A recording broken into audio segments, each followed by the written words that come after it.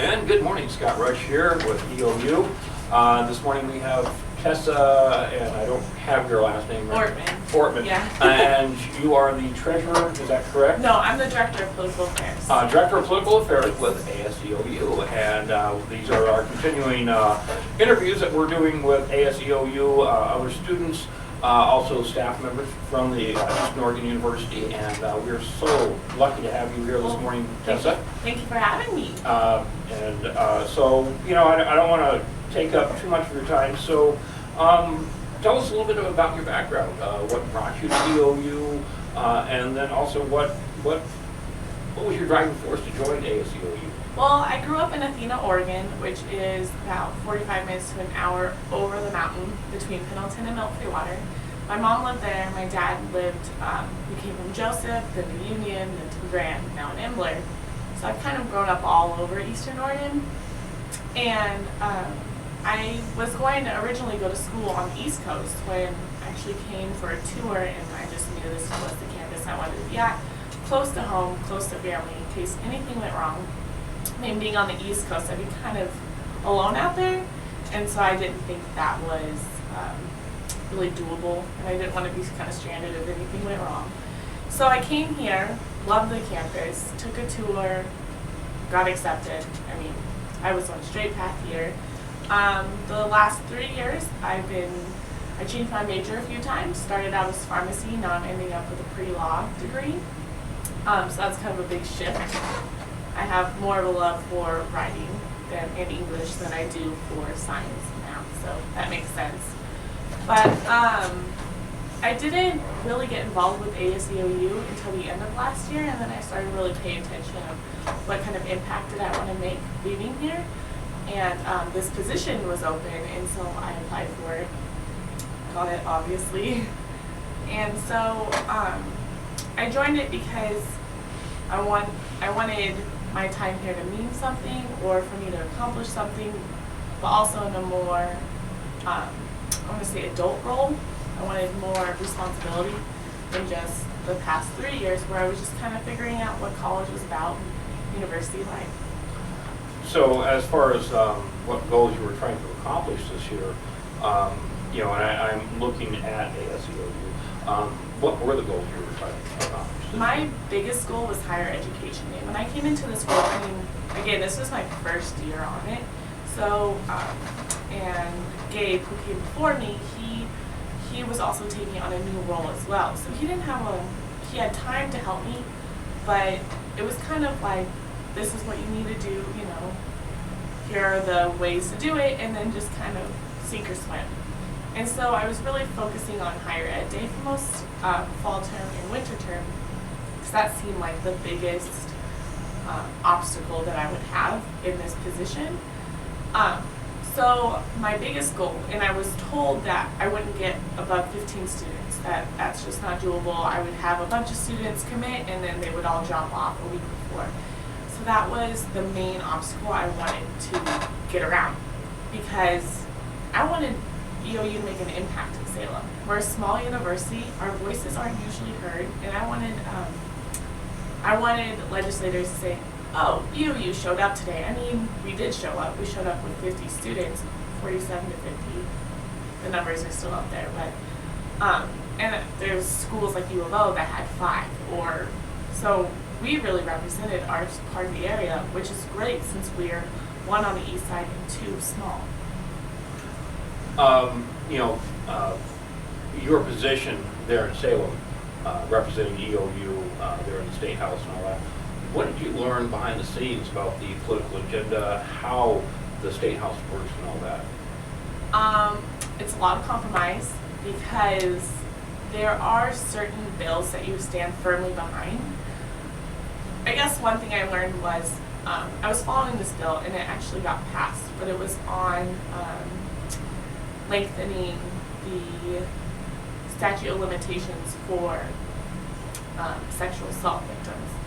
And the reason why I was following it, because it would get, if it passed, then it would put in, if there was evidence that proved someone did it and statute of limitations had ran out, they can still be tried, which is something I'm absolutely for, because a a lot of times that's the one roadblock that victims have, is their statute of limitations. Nothing could be proved before that ran out.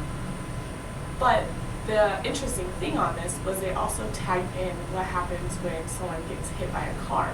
So that was my biggest question. How does this one relate to the other? And those are called riders. Right. They can strip the bill and put whatever they want in it. So that was kind of, a main learning point was, if you are standing behind a piece of legislation, there may be baggage that comes with it that you don't agree, and that's how votes change on the Senate or House side. Because a legislator could be fully behind something, the bill's stripped, and then, riders are put in, and then they're not for the bill because maybe it's something that, they really can't agree with. Right, and what a lot of people don't realize is this doesn't just happen on a state level. This happens at a national level too. This is exactly how certain agendas get put onto certain bills, and it can change or sway a vote. Or next thing you know, everybody's for it, but all these writers get put on, and it's like, I don't remember agreeing to this, but they were tacked on at the tail end. And sometimes, like what is some people consider the 25th hour, is like right at the tail end, right before the vote's getting ready to be taken, where you don't have much of a choice. You either pass the bill or it's going to die. Yeah, and votes change like that. And they're called gut and stuff. So they gut the bill and stuff whatever they want in it. Which, to me, I personally did not agree with, because then you have these voters looking at the description of the bill, and it's talking about, get behind whatever situation it is or whatever it's trying to accomplish. When underlying, there's certain things that you're like, well, I don't agree with that, So from a student's perspective, and someone who spent time there, what can be done to change that? What can be done to stop these writers? What can be done to stop that process and quit stripping down the bills and let them go through the way they were meant to be? Honestly, while I was there, I would say protesting, but under limit. I'm all about free speech, and I'm all about getting your voice heard and letting your leaders know that you agree or disagree with something. While I was there, though, there was a protest for the minimum wage, and it was chaos. They disrupted the House, they disrupted Senate. It was complete chaos. And I wouldn't say that's how you go. Those protesters aren't going to get meetings with their legislators now, because it was disrespectful. Yes, they have a right to protest and they have a right to free speech, but there's certain ways to go about it to get your point across.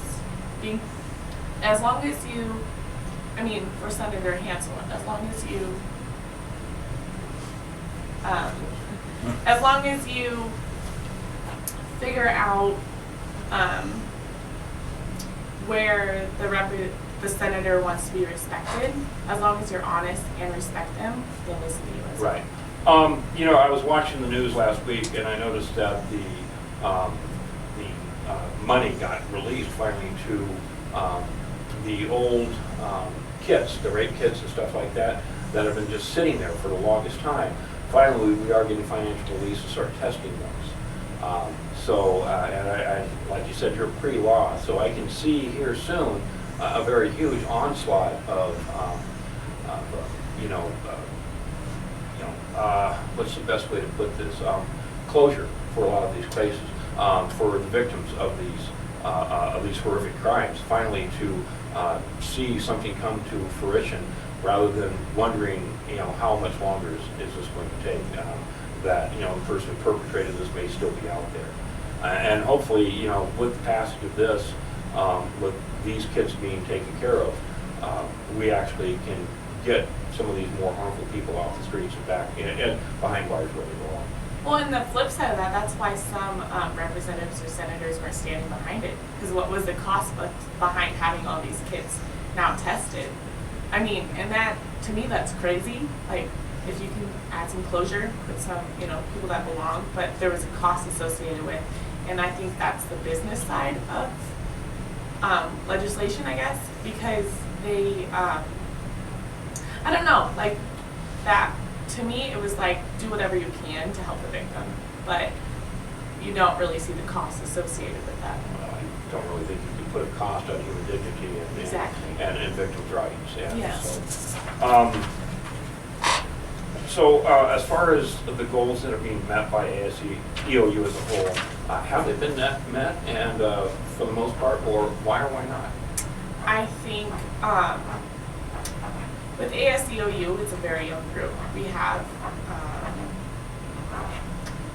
I want to say 3 or 4 individuals returning. So with the new group, there was a lot of goals at the beginning. Everyone wanted to get this accomplished, and they were all being kind of thrown out there. When in reality, in any situation, there needs to be more focus. There needs to be more of a focus on what's realistic, what can we get done within this matter of time. We all have, a lot of us are seniors. There are, 3 seniors that are leaving, and we all have executive positions. So that came into effect. What can we get done right here? What can we set in place to get done next year? So I don't think a lot of goals got accomplished. I think some major ones did, and maybe some goals were set in place for next year, but I don't think a lot of goals got accomplished. What pressing needs do you see are still out there that not necessarily this year's people can handle or take care of, but possibly next year's? What do you see is going to be the hot agenda items for ASEOU this coming year and in fall?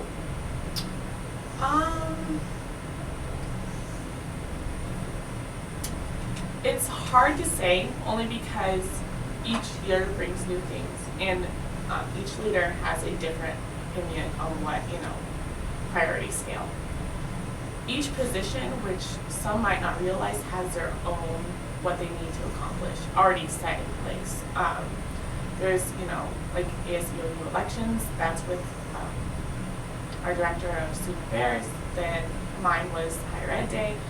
So there's a lot of different goals that need to be met in a position. So those will always be there. Like with my position, Higher Ed Day will be in set in place. Right. That'll be a goal. But talking about change, I would think it's hard to say because I don't want to say, well, this will definitely be on it. But seeing trends, I do think sexual assault and prevention and awareness will probably be on the docket, I guess we could say. Maybe mental health awareness, prevention, access, because that is something I believe students don't have a lot of information about or access to. That we do have a great counseling center on campus, but just overall state-wise, Oregon's number 51 out of, they even included Washington, D.C. in that. So there is a lot of issues that could be, at least we could get the ball rolling in on. To the next person who's taking your position, whoever is board in or comes in that position, what piece of advice would you give that person? I would say get organized, get to know everyone in ASEOU, find out which individuals are interested in what you're doing, and get them involved. Don't ostracize yourself, but definitely get organized, get interested people. This year we actually I've had some help. Even though we left OSA, we were still a part of their survey at the beginning of the year, and that really helped me figure out which students on campus wanted to get involved, because I went to a few huge classes, got surveys done. Then I took those interested students and applied them to Higher Ed Day. Sorry, I didn't decide if I was going to say ed or education. And then I used those students to really find other students that were wanting to be involved. You spent a lot of time with our local representatives, and so how was that as far as talking and sharing your opinions from the students' point of view with them? That is one thing I was surprised. They were actually very interested in what our opinions were. There's a few different interns, so I say we, but I thought it would be more of, you're a child, you don't know what you're talking about, this is kind of a profession. But no, whenever an issue would come up regarding, I was in on those meetings, I got a voice in, which to me was amazing, because I felt like I was a part of this. And I would say that in case a students want to get to know their representatives. Representative Barretto and Senator Hansel will actually be here on campus May 2nd. So that's a way, like I said, like my voice was heard, but there are so many voices on campus. I want to make sure that if someone wants to talk to them, they'll be here. I remember being there for Higher Ed Day, and I was actually very impressed with the entire procedure. Meeting our representatives, walking through the State House, everything went on, actually being in the House and watching the action take place.